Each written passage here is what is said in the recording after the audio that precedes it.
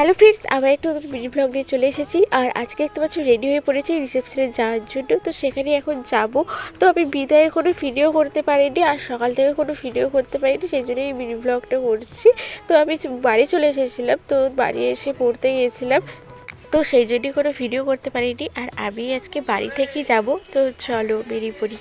আর এখন বাসে উঠে পড়েছি, আর আজকে বেশ ঠান্ডা, তো সেই জন্য সোয়েটারটাকে পরে নিয়েছি। আর আমাদের ঘর থেকে বেশি দূর নয়, ওই 1 ঘন্টার মতো রাস্তা।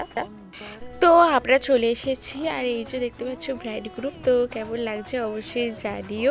আর আমরা এখানে তাড়াতাড়ি এসে পড়েছি, মানে 9টার মধ্যে পৌঁছে গেছি। আর এখন স্টার্টারে ফুচকা নিয়ে নিয়েছি, আর এরপর চিকেন পকোড়া নিয়ে নিয়েছি।